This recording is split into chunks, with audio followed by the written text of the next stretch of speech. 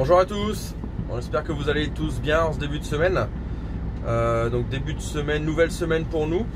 Je suis dans le 154 vert avec le chargeur, la masse derrière, donc sur des étoiles de maïs avec un dépôt de fumier. Donc je vous laisse deviner ce qui est en train de tourner là-haut dans la parcelle. Bon, vous l'aurez tous deviné, c'est l'épandeur, on est en train d'épandre. On nous annonçait un petit peu de gel, 0, -1, mais bon, on a du brouillard givrant, c'est humide. On n'y croyait pas trop, donc on n'avait pas du tout prévu d'épandre aujourd'hui. Et puis ce matin, en arrivant à la ferme à 6 h, bon, il faisait 0, -1, c'était un peu limite. Et puis le temps de nourrir les moutons, c'est descendu à -3 en l'espace de 45 minutes. Et donc on a décidé de se mettre en route. Donc on a tout préparé, tout décroché, enfin décroché la tonne, raccroché l'épandeur et puis on est parti aux épandages et ça se passe pas trop mal. Enfin bon, ça se passe pas trop mal dans une parcelle encore sur étole de maïs où ça n'a pas été touché, pas travaillé. Là ça se passe bien. Par contre dans des chômages, à mon avis, c'est pas dans des engrais verts, c'est pas assez gelé. Donc on verra demain ou après-demain. Ils nous annoncent a priori 2 ou 3 jours avec un peu de gel, mais bon, pas beaucoup, hein. C'est toujours du 0, -1, on va peut-être avoir -2, -3 sur le matin. Si on a du brouillard, ça dégèlera peut-être pas trop la journée. Bon, on va voir ce qu'on peut faire. Alors est-il que là on est en route, on va pouvoir, on a sur 2 parcelles d'étoiles de maïs de quoi travailler une bonne partie de la journée. Donc on va déjà s'avancer là-dessus et on verra au jour le jour selon les conditions. Voilà, allez, je vais vous montrer un petit peu tout ça.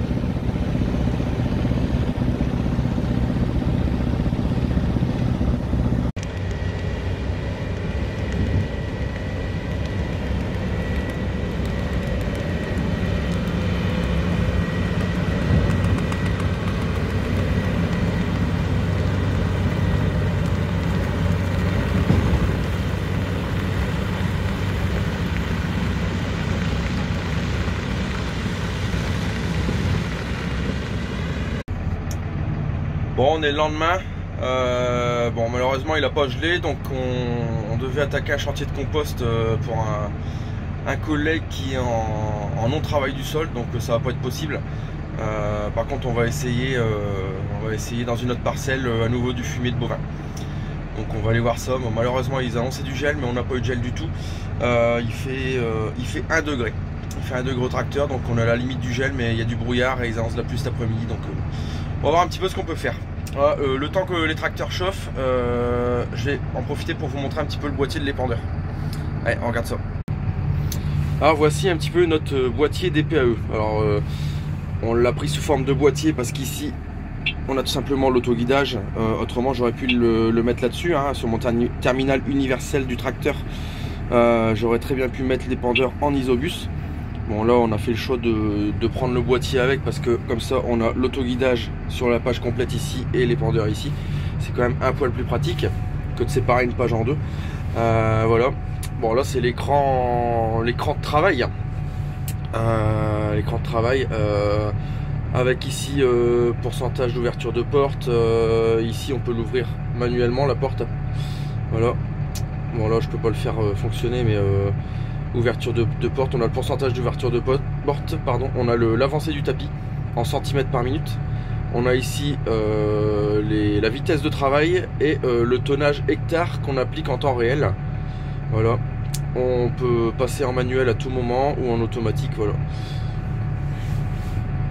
Et ici on a mise en marche du tapis et arrêt, et on peut faire marche arrière au tapis. Voilà, tout simplement. Donc ça c'est vachement pratique, parce qu'en cas de bourrage avec des fumiers pailleux, c'est génial. Ensuite là voilà, on sélectionne pour mettre en manuel ou automatique. Voilà, voilà, qu'il y a une main ou auto.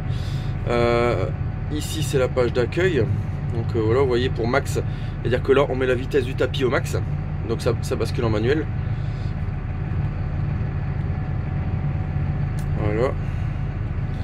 Et ici on a notre débit proportionnel à l'avancement pour régler tous les données du chantier. Alors facteur de régulation, c'est un truc rentré d'usine, on peut pas y toucher. La densité, bon, on doit rentrer tout simplement la densité en mètres cubes par tonne de notre fumier. Donc hier on épandait du fumier à une densité de 0,75, donc 750 kg par mètre cube de fumier. L'épandeur avec le couplet, bon, on est à 15 mètres cubes. Largeur de travail, on épand sur 8 mètres. Et on lui demandait un dosage hectare de 35 tonnes hectare. Une fois qu'on a réglé ça, c'est pas compliqué. On revient sur notre page d'accueil et on n'a plus qu'à travailler. Et c'est parti. Il n'y a vraiment rien de compliqué, c'est relativement simple. En termes de pages, on a 2 pages. Bon, ici c'est la page avec on a à nouveau la page de travail, mais en simplifié, et on a notre gyrophare. Là-dessus on n'a pas de phare, on pourra en installer, mais on n'a pas de phare. On appuie toujours sur ce bouton là pour revenir à la page de travail. Voilà, tout simplement. Allez, on est parti.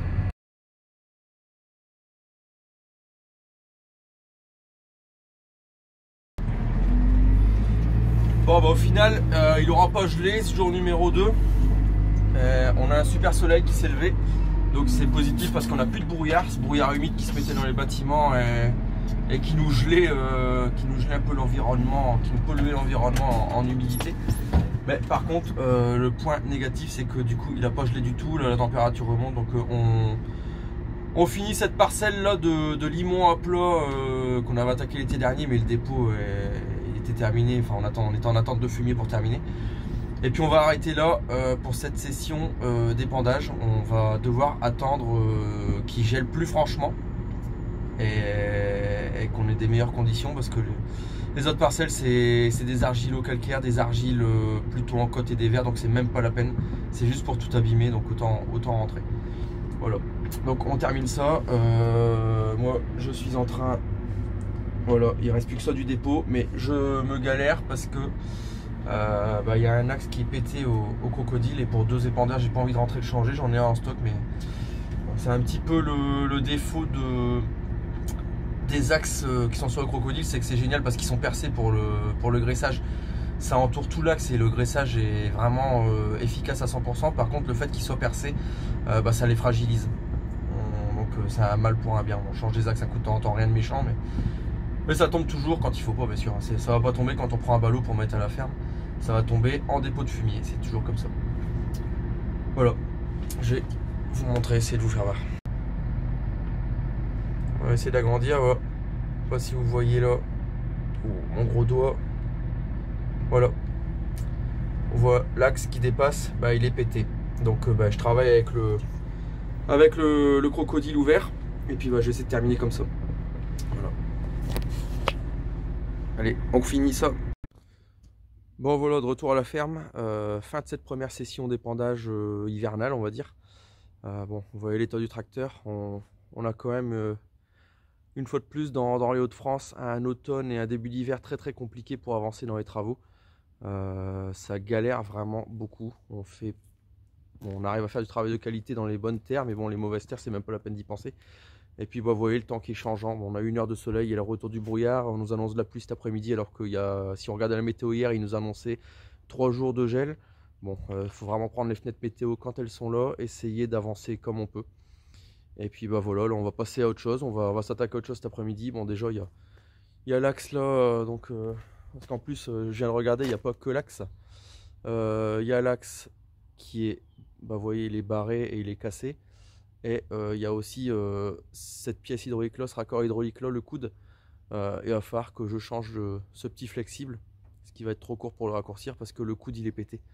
Le fait que l'axe était barré, le vérin s'est mis en vrac et puis ça a tordu le coude. Donc voilà, bon, il y a toujours à faire. Et donc il faut remettre ça en ordre, puis refaire un coup de nettoyage.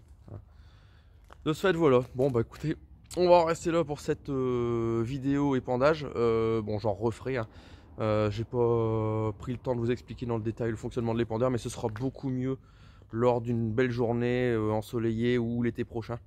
Hein, c'est pas perdu. Donc on remettra ça un petit peu plus tard. Voilà, allez, je vous dis à bientôt pour une prochaine vidéo. Et allez, salut!